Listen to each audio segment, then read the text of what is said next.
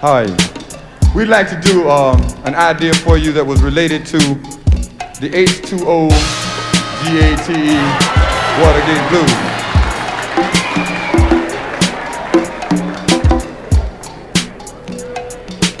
In March of 1973, we wrote the Watergate Blues, and some 17 months later, then President Nixon resigned.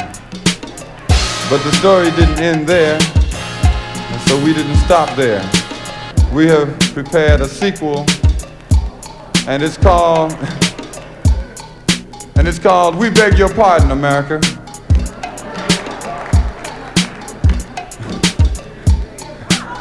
We beg your pardon because the pardon you gave this time was not yours to give.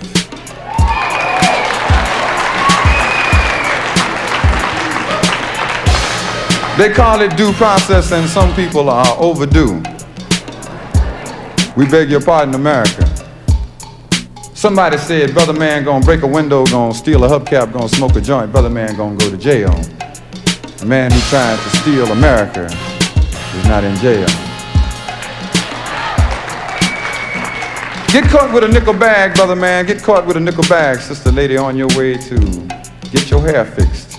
You'll do Big Ben, and Big Ben is time, but a man who tried to fix America will not do time. Said they're gonna slap his wrist, gonna retire him with $850,000, and America was shocked. America leads the world in shocks.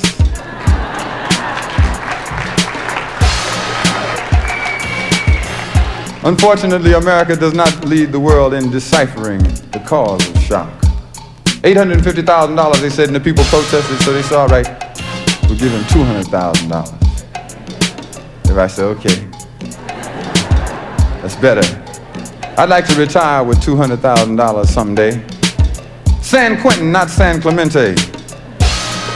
Do not pass go, go directly to jail. Do not collect $200,000.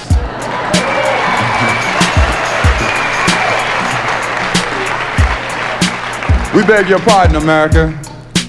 We beg your pardon because somehow the pardon did not sit correctly. What were the causes for this pardon? Well, now they had flea bite us, rats bite us, no pardon in the ghetto. They had national security. But do you feel secure with a man who tried to steal America back on the streets again? What are the results of this pardon, though? Because remember, when there's causes, there's results, and the result is always deeper still. We now have Oatmeal Man.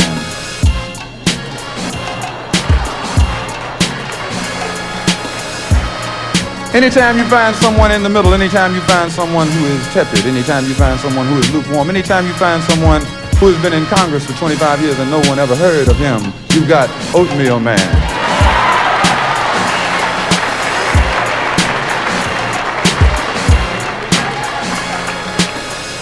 Oatmeal Man straddling uncomfortably yards and feet of barbed wire.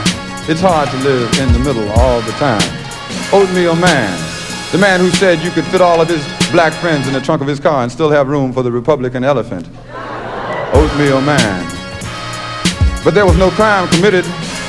Oatmeal Man says that America, in 1975, your president will be a 1913 Ford. Regressive. Circle up the wagons to defend yourself from nuclear attack. Oatmeal Man. Reminiscent of 1964's AUH2O Gold Water. Thank God he didn't win, but Oatmeal Man didn't win. Did you vote for him? I didn't vote for him. But that's the first result. And the second would be the Dread Rockefeller. Doubtlessly being promoted for the job he did at Attica. 43 dead and millions of Americans once again in shock.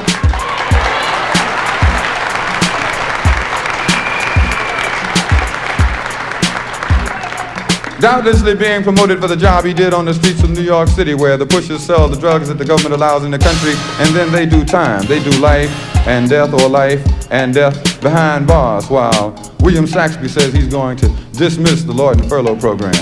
And And Brother Richard X of Buffalo, New York faces 1,365, did he say 1,365 years behind bars for participating in Attica. And Rockefeller faces being the vice president of this country, and all is calm and quiet along the white sands at San Clemente. We beg your pardon, America. We beg your pardon once again, because we found out that 7 out of every 10 black men behind jail, and most of the men behind jail are black. 7 out of every 10 black men never went to the 9th grade, didn't have $50 and hadn't had 100 for a month when they went to jail. So the poor and the ignorant go to jail while the rich go to San Clemente. We beg your pardon, America, because we understand now much more deeply than we understood before. But we don't want to take the pardon back. We want to issue some more.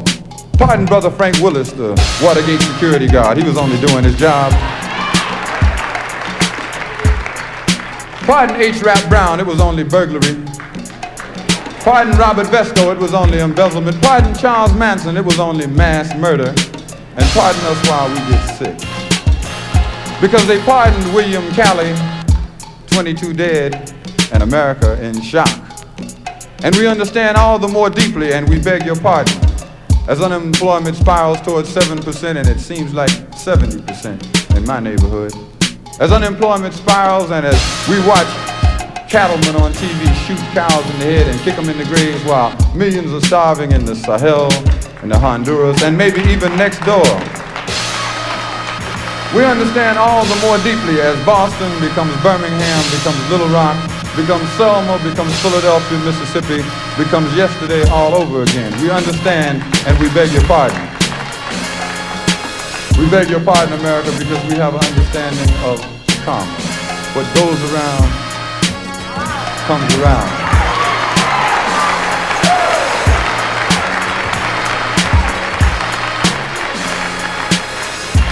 And we beg your pardon for all of the lives and all of the people who've been ruined and who look forward to next year because they cannot stand to look at this one. We beg your pardon, America, because the pardon you gave this time was not yours to give. Thank you very much.